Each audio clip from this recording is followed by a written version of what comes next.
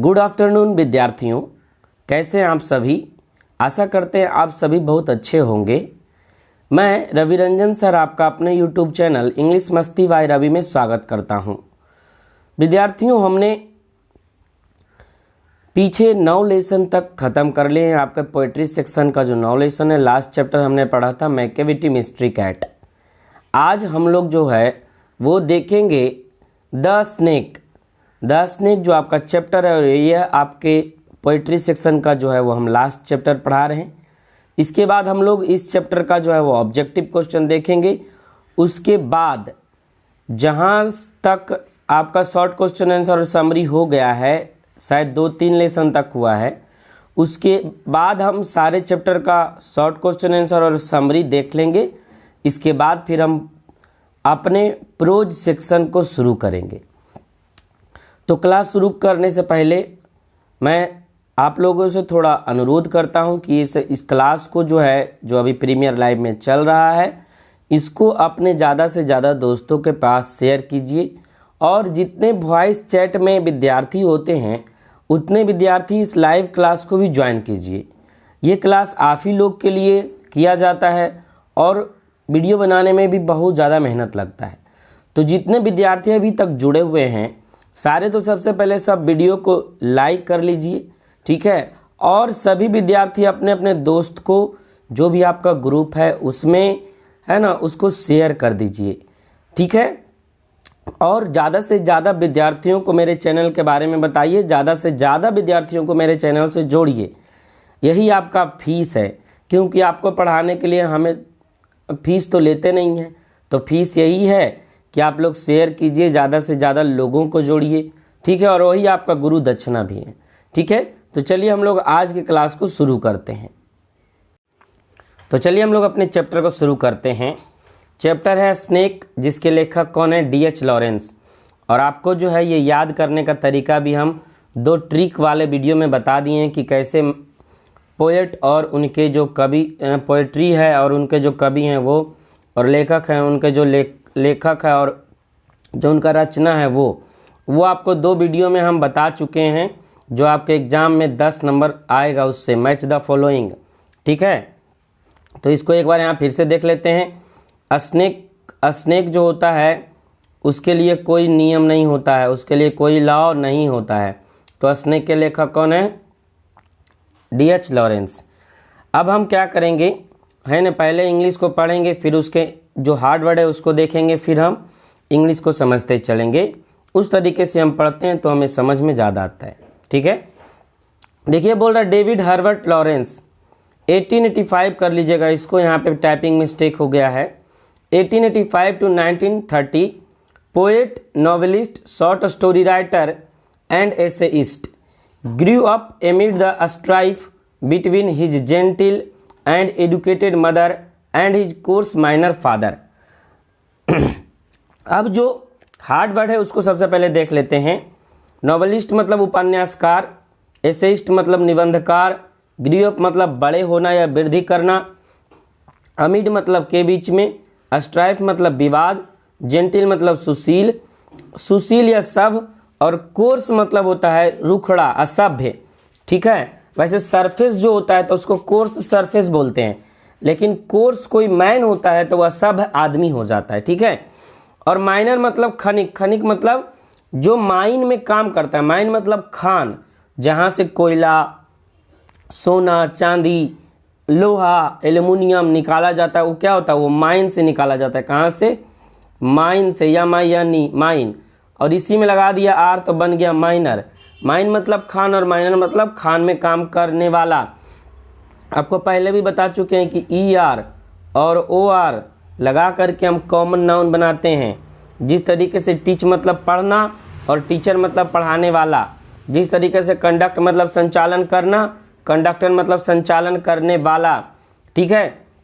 उसी तरीके से माइन मतलब खान और माइनर मतलब माइन में काम करने वाला, जिसको खनिक बोलते हैं, ठीक है। अब समझते चलते हैं। बोल रहा है कि डेविड हर्बर्ट लॉरेंस या D.H. लॉरेंस, जिनका जन्म जो है वो 1885 ईस्वी में हुआ था और मृत्यु जो है 1930 ईस्वी में हुआ था।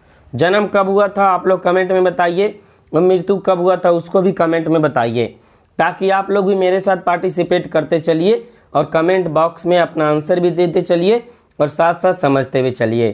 ठीक है, बोल रहा है पोएट, पोएट मतलब कवि, नॉवेलिस्ट मतलब उपन्यासकार, शॉर्ट स्टोरी राइटर मतलब लघु कथाकार जो छोटी छोटी कहानियों को लिखते हैं, एंड एसेइस्ट, एसेइस्ट मतलब निबंधकार जो निबंध को लिखते हैं, है ना।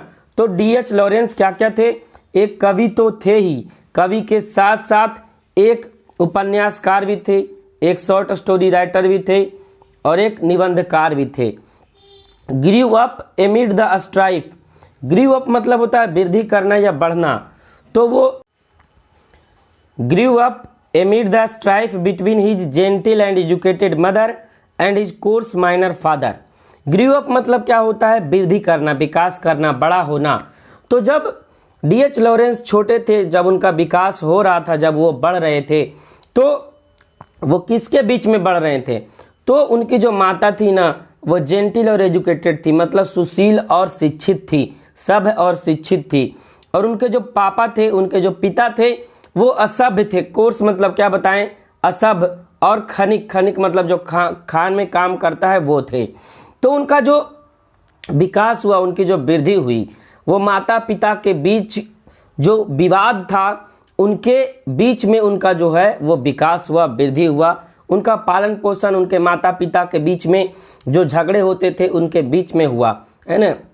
उनकी माता जी थी जो वो सुशील और सभ्य थी, जबकि उनके जो पापा थे वो असभ्य थे और एक खान में काम करने वाले थे।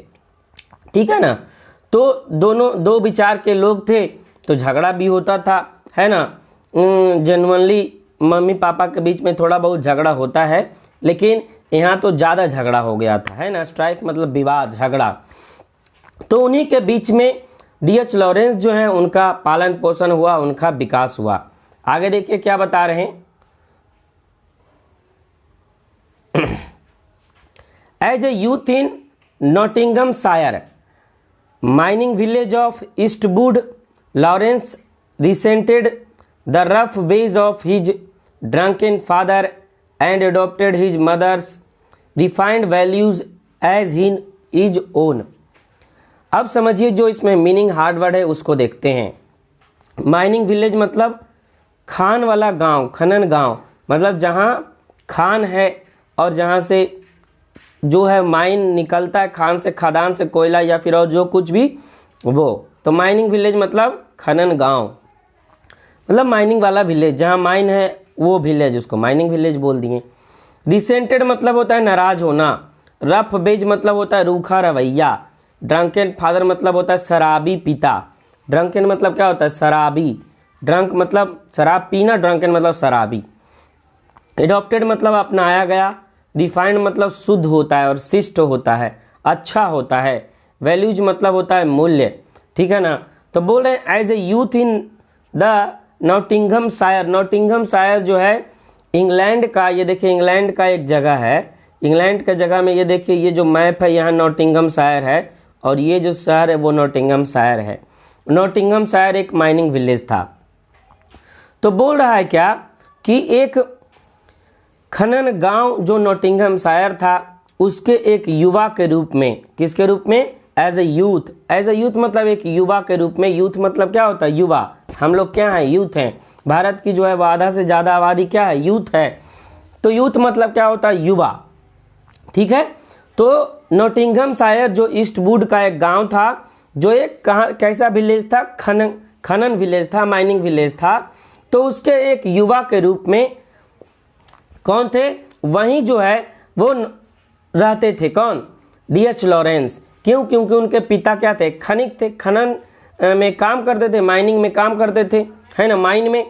तो वो रहते भी वहीं थे, क्योंकि जहाँ लोग काम करते हैं अमूमन तो वहीं तो लोग रहते हैं। आगे बोला Lawrence resented the rough ways of his drunken father.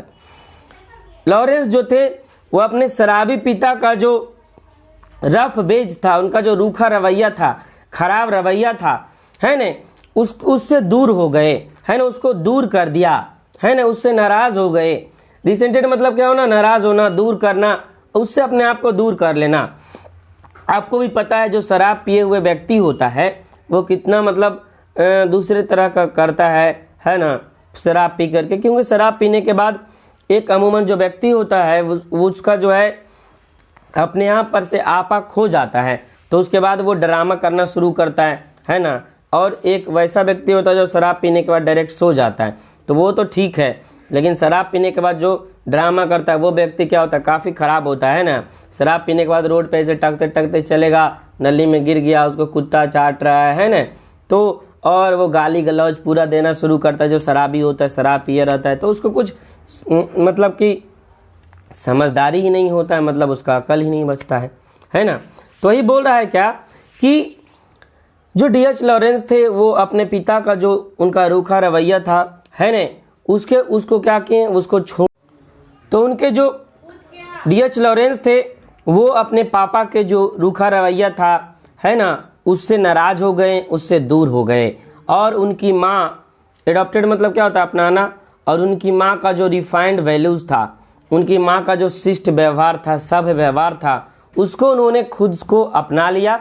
और उनके जो पापा थे उनके रूखे रवैये को क्या किया, उससे नाराज़ हो गए और उसको दूर कर दिया है ना। कोई भी बच्चा होता है, यदि बड़ा व्यक्ति उसके सामने ड्रामा करता है या फिर लड़ाई करता है, विवाद करता है, तो उससे बच्चे के दिमाग पर क्या पड़ता है, एक गलत इफेक्ट पड़ता है, जिससे बच्चा जो है वो अपने आप को उस कंडीशन में नहीं डाल पाता है, और जो खराब व्यक्ति उसको समझ में आता है उससे दूर होता चला जाता है। तो उसी तरीके से ये जो D.H. लॉरेंस थे ये भी अपने पापा से क्या हुए, नाराज़ हो गए, और नाराज़ होके क्या हो गए, उनसे दूर हो गए। और उनकी जो माँ थी, माँ का जो अच्छा व्यवहार था, शिष्ट व्यवहार था, उसको उन्होंने क्या किया, अपने को अपना लिया, उसके रूप में अपने को ढाल लिया। देखते हैं नेक्स्ट स्लाइड में फिर क्या बोल रहा है। देखिए आगे क्या बोल रहा है। However as he grew in maturity as a writer he rejected the gentility his mother represented and began to see his father earthiness as a virtue। ठीक है, अब जो मीनिंग है वो देखते हैं, उसके बाद हम समझते हैं क्या बोल रहा है। मैच्योरिटी मतलब होता है परिपक्वता। परिपक्वता मतलब जब जो है वो एक बालक या फिर बालिका, लड़का या लड़की, जब उसमें बहुत ज़्यादा बुद्धि हो जाता है, इतना ज़्यादा बुद्धि हो जाता है कि वो अपने आप को समझ सकता है, अपना सारा काम कर सकता है, वो दुनियादारी जब समझने लगता है तो उसको मैच्योर बोलते हैं। और उसका जो नाउन हो जाता है, वेस्टेक नाउन, वो मैच्योरिटी हो जाता है। ठीक है, आगे देखिए। रिजेक्टेड मतलब इनकार करना। जेंटलिटी मतलब होता है शालीनता। जेंटलिटी बना किससे, जेंटल से। जेंटलिटी बना किससे, जेंटल से। रिप्रेजेंटेड मतलब होता है प्रस्तुत करना या प्रदान करना या दिया जाना। बिगेन मतलब होता है शुरू करना। अर्दीनेस मतलब होता है व्यवहारिकता। अर्थ से जो रिलेटेड होता है उसको अर्दीनेस बोलते हैं, मतलब कि व्यवहारिकता। ठीक है, जो पृथ्वी से जुड़ा हुआ है चीज़, मतलब जो ज़मीन से रिलेटेड चीज़ है, उसको व्यवहारिकता बोलते हैं। वर्च्यू मतलब होता है सद्गुण, है ना, अच्छा विचार, अच्छा गुण, उसको वर्च्यू बोलते हैं। अब देखिए क्या बोल रहा। However as he grew in maturity as a writer. ठीक है ना, तो पहले जब बताया क्या कि कवि जो हैं वो अपने पिता के व्यवहार से काफ़ी नाराज़ थे, इसलिए उन्होंने अपनी माता के व्यवहार को अपना लिया।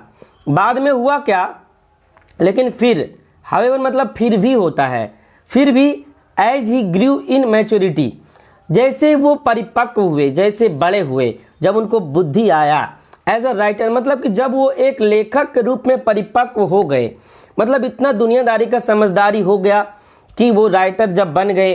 ठीक है ना। He rejected the gentility his mother represented.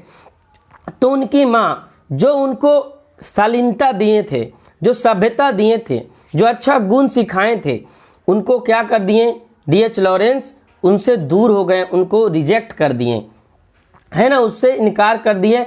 मतलब पहले जब बच्चा थे तो ये पापा के व्यवहार से क्या हो गए थे, नाराज, तो फिर पापा से खुद को दूर कर लिए। लेकिन जब बड़े हुए, जब इनका दिमाग हुआ, तो जब मैच्योर हुए, जब एक राइटर के रूप में, तो इन्होंने माता के द्वारा जो दिया गया था शालीनता, सभ्यता, उसको क्या कर दिया, दूर कर दिया, उसको रिजेक्ट कर दिया। And began to see his father earthiness as a virtue, और अपने पिता का जो व्यवहारिक गुण था, अपने पिता का जो व्यवहारिकता था, अर्दिनेस मतलब क्या, व्यवहारिक गुण, तो अपने पिता का जो व्यवहारिक गुण था, व्यवहारिकता था, उसको एक सद्गुण के रूप में अपना लिया। मतलब कि ये भी दारू पीने लगे होंगे, है ना, ये भी शराब पीने लगे होंगे थोड़ा बहुत, है ना, तभी तो इनको भी इनके पापा का जो व्यवहार है पहले खराब लगा फिर अच्छा लगने लगा होगा। ठीक है, तो ये बोलें कि बाद में जो है वो पापा के व्यवहार को, पिता के इनका जो व्यवहार था उसको अपना लिए एज ए वर्च्यू, वर्च्यू मतलब सद्गुण, एक सद्गुण के रूप में। आगे देखिए फिर स्लाइड में और क्या बोल रहा है वो देखते हैं। आगे देखिए क्या बोल रहा, he wrote of primitive and natural passions trying to show instinctive forces in man that might bring happiness. In his writings he emerged as the champion of instinct. ठीक है, अब समझिए मीनिंग को। सबसे पहले इसमें बहुत अच्छा मीनिंग है और कुछ जो है वो बनाया हुआ मीनिंग भी है। प्रिमिटिव मतलब होता है प्राचीन, ठीक है।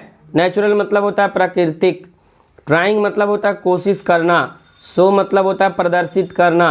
इंस्टिंक्टिव मतलब होता है स्वाभाविक, और इसी देखिए इंस्टिंक्टिव से बना इंस्टिंक्ट। इंस्टिंक्टिव मतलब हो गया स्वाभाविक और इंस्टिंक्ट मतलब हो जाता है स्वभाव। इंस्टिंक्ट जो है वो नाउन है और इंस्टिंक्टिव जो है वो एडजेक्टिव है। ठीक है, दोनों वर्ड एक ही है, दोनों का फॉर्मेशन जो है वो थोड़ा सा चेंज हो गया है। इंस्टिंक्ट जो है, इंस्टिंक्ट वो क्या है, स्वभाव उसका मतलब होता है, तो ये नाउन हो गया। और इंस्टिंक्टिव जो है वो एडजेक्टिव हो गया। कभी हम आपको नाउन और एडजेक्टिव जो है वो कैसे पहचाना जाता है वो बताएंगे, लेकिन वो आपके 12th के एग्जाम में नहीं आता है, वो नेक्स्ट लेवल जो आपके कंपटीशन वगैरह का एग्जाम होता है उसमें आता है। ठीक है ना, आगे देखते हैं। फोर्स मतलब होता है शक्ति। चैंपियन मतलब वैसे विजेता होता है, लेकिन चैंपियन मतलब विजेता नाउन में होता है। चैंपियन मतलब विजेता कहाँ होता है, नाउन में। और चैंपियन मतलब वर्ब में क्या हो जाता है, समर्थन करना। चैंपियन का वर्ब में मतलब क्या होता है, समर्थन करना। कोई भी जो वर्ड होता है उसका अलग अलग पार्ट्स ऑफ स्पीच के अनुसार अलग अलग मतलब होता है। वर्ब में कुछ और मतलब होता है, नाउन में कुछ और उसका मतलब हो जाता है। एडजेक्टिव जब बनाते हैं तो उसका कुछ और मतलब होता है। कोई कोई वर्ड जो है वो प्रीपोजिशन भी होता है, कोई वर्ड कंजंक्शन भी होता है, तो वही वर्ड का प्रीपोजिशन में अलग मतलब होता है, कंजंक्शन में अलग मतलब होता है। तो वर्ड का जो है वो यूजेज के आधार पे हमको ध्यान रखना होता है, और यूजेज के आधार पे ही हमको सेंस पता करना होता है। यहाँ चैंपियन का मतलब समर्थन करना, और एक हम पढ़ रहे थे जब भारत इज माई होम, वहाँ भी ये वर्ड आया था। तो चैंपियन का मतलब क्या होता है, समर्थन करना। वैसे चैंपियन का मतलब विजेता, तो विजेता नाउन में, और वर्ब में क्या, समर्थन करना। आगे देखिए, इंस्टिंक्ट मतलब होता है सहज ज्ञान। इंस्टिंक्ट मतलब क्या होता है, सहज ज्ञान, या स्वाभाविक भी होता है, स्वभाव भी होता है। ठीक है, इंक्लूड मतलब होता है शामिल। ब्रिंग मतलब होता है लाना, और हैप्पीनेस मतलब होता है खुशी। अब समझिए जो क्या बोल रहा है वो उसके हिंदी को। ठीक है, इस तरीके से हम पढ़ते हैं तो ज़्यादा समझ में आता है। ठीक है, और आप लोग सामने देखिएगा जो हम पढ़ा रहे हैं उसको खुद से पढ़िएगा भी, वर्ड को याद कीजिएगा, और मेरे द्वारा समझाए गए वीडियो को 1-2 बार देखिएगा तो ये समझ में आ जाएगा। और आपका ऑब्जेक्टिव क्वेश्चन इसी से पूछता है, तो आपका ऑब्जेक्टिव क्वेश्चन भी क्लियर होते चलेगा। ठीक है ना, और आप लोग ज़्यादा से ज़्यादा शेयर करते चलिए। ठीक है, वीडियो बनाने में बहुत ज़्यादा मेहनत करना पड़ता है। आगे देखिए क्या बोल रहा, he wrote of primitive and natural patience. तो उन्होंने किसके बारे में लिखा, तो उन्होंने प्राचीन, प्रिमिटिव मतलब क्या बताएं आपको, प्राचीन, और नेचुरल पैशन मतलब क्या बताएं, प्राकृतिक स्वभाव। उन्होंने प्राचीन और प्राकृतिक स्वभाव जो होता है ना, नेचुरल मतलब क्या होता है, प्रकृति। देखिए प्राकृतिक अलग है, प्रकृति अलग है। प्रकृति मतलब नेचर होता है, ठीक है ना, नेचर बोले तो हमारा जो नेचर होता है वो, ठीक है। और एक प्राकृतिक मतलब वो प्राकृतिक जो है, हमारा वातावरण, हमारे नदी, हमारा पहाड़, हमारा झरना, वो प्राकृतिक है, तो वो नेचुरल हो गया। ठीक है ना, और नेचुरल प्रकृति वो है, और नेचुरल पैशन मतलब क्या, कि हमारा जो वास्तविक स्वभाव होता है वो भी नेचुरल पैशन है। मतलब कि दोनों जिस जगह हम जिस वर्ड का यूज करते हैं ना, उसके अनुसार उसका अर्थ बदल जाता है। ठीक है, तो ये जो कवि हैं ये प्रिमिटिव और नेचुरल पैशन मतलब कि ये प्राचीन और जो स्वाभाविक गुण हैं, जो स्वाभाविक शक्ति है, जो स्वाभाविक भाव है, उसको बताने का कोशिश करते हैं, उसके बारे में लिखते हैं। Trying to show instinctive forces in man, और ट्राइंग मतलब कोशिश करना, और जो मानव का जो स्वाभाविक शक्ति है, फोर्स मतलब बल या शक्ति, तो मानव का जो स्वाभाविक शक्ति है उसको दिखाने का प्रयास करते हैं। शो मतलब क्या करना, प्रदर्शित करना या दिखाना।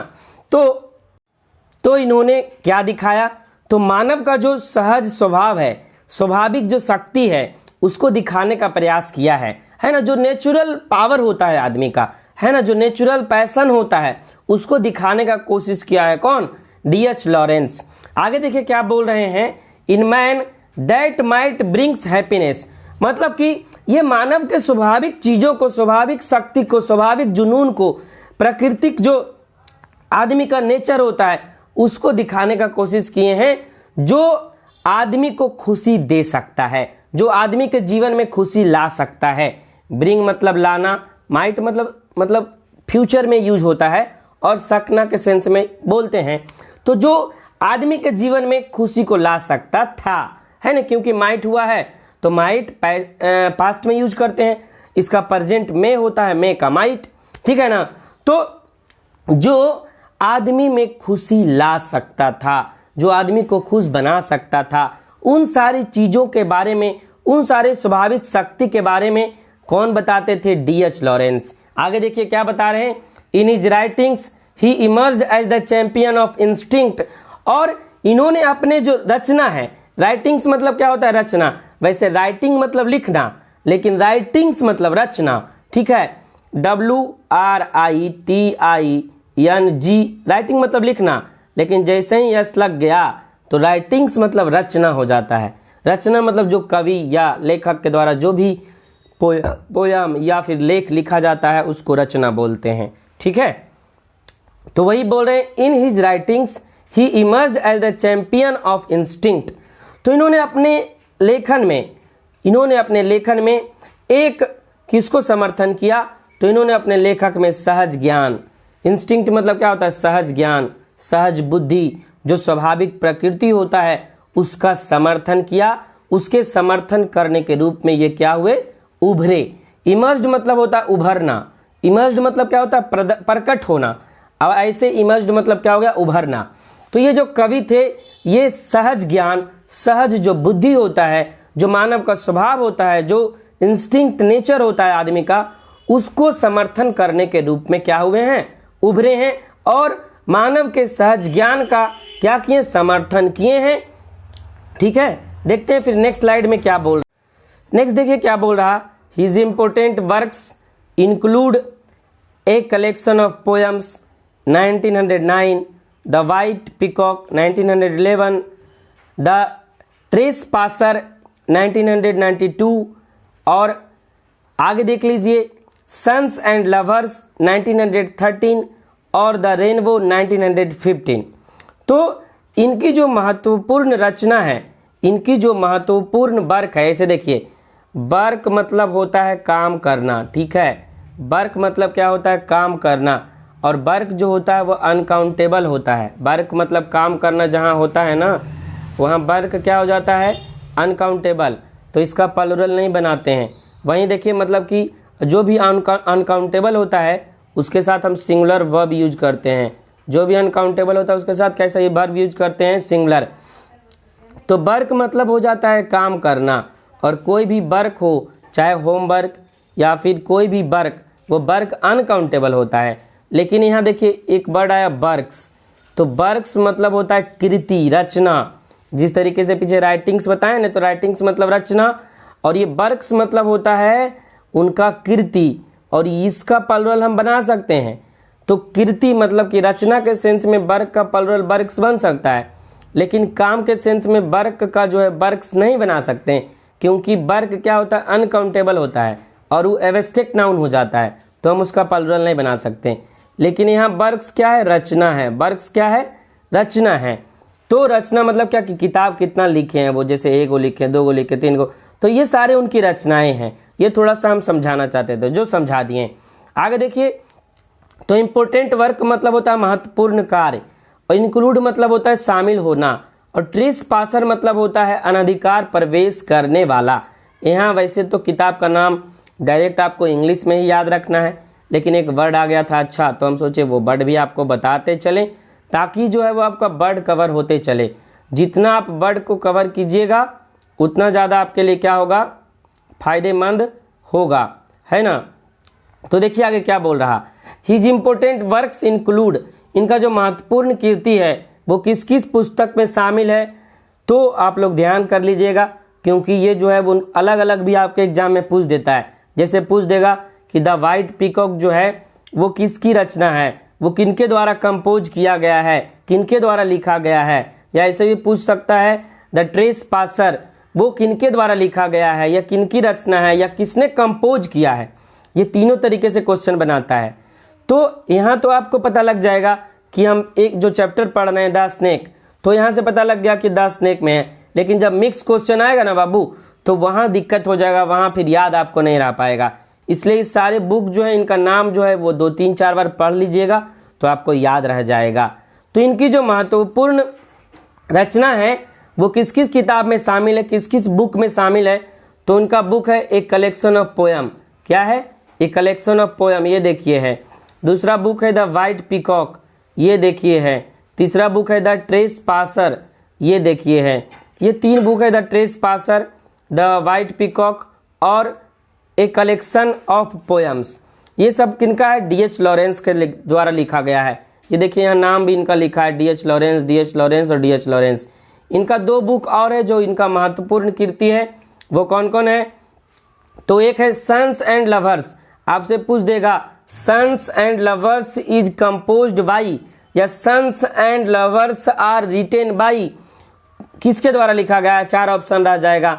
मान लीजिए हम ऑप्शन आपको दे देते हैं, जॉन किट्स, है ना, John Keats, John Donne, D.H.. Lawrence, है ना, और महात्मा गांधी। तो क्या सही हो जाएगा, डी.एच. लॉरेंस। लेकिन तो आपको यहाँ पता लग रहा है, लेकिन जब मिक्स क्वेश्चन आएगा तो वहाँ दिक्कत हो जाएगा। तो इनका जो रचना है वो पीछे हम लोग देख लिए, द ट्रेस पासर से, आगे है द सन्स एंड लवर्स, और एक और है the rainbow. The sons and lovers 1913 में है और द रेनबो है 1915 में, है ना। तो इतनी जो है वो डी.एच. लॉरेंस की महत्वपूर्ण रचनाएं हैं। आई होप जितना हम समझाएं वो आप समझ गए होंगे, और जो जो भी वर्ड बताएं उसको आप याद करने का कोशिश करें, क्योंकि इंग्लिश का जो यदि जान है तो वो वर्ड ही है। देखिए आप इंग्लिश ई.जे.एम.आर. बाजपेयी ऐसे पढ़ लेते हैं, लेकिन आपको प्रॉब्लम इंग्लिश को पढ़ने में कहाँ होता है, जहाँ वर्ड आ जाता है हार्ड। तो हार्ड वर्ड यदि हमारा कंप्लीट रहेगा तो इंग्लिश हम भी आराम से पढ़ सकते हैं। ठीक है, इस वीडियो में इतना ही। इसमें हमने कवि के परिचय को जाना और जाना कि डी.एच. लॉरेंस कौन थे, कहाँ उनका जन्म हुआ, उनके माता पिता कौन थे, है ना, वो किस प्रकार पले बढ़े, उनकी रचनाएं कौन कौन सी है, उनका जन्म कब हुआ, उनकी मृत्यु कब हुई। तो इसमें हमने कवि के परिचय के बारे में जाना। ठीक है, आई होप ये वीडियो आपको अच्छा लगा होगा। वीडियो अच्छा लगा होगा तो लाइक ज़रूर कर दीजिएगा और कमेंट करना एकदम नहीं भूलिएगा। जितने लोग देख रहे हैं कमेंट ज़रूर कीजिए, कमेंट करने से हमें मोटिवेशन मिलता है और आपके लिए हम वीडियो बनाने के प्रति उत्सुक होते हैं और लगता है कि नहीं बच्चे जो है वो पढ़ रहे हैं तो उनके लिए वीडियो बनाना चाहिए। ठीक है, फिर आपसे मिलते हैं नेक्स्ट वीडियो में, इसके पोएम वाले वीडियो में। तब तक के लिए जय हिंद, वंदे मातरम। आप लोग खुश रहें, तंदुरुस्त रहें, मस्त रहें और अपना पढ़ाई जो है वो मन लगा कर करते रहें। ज़्यादा दिन अब नहीं बचा है, 5 महीना 4 महीना और है, आपका बोर्ड एग्जाम नज़दीक है, तो मन लगा के पढ़ें। ठीक है, bye bye, see you in next video.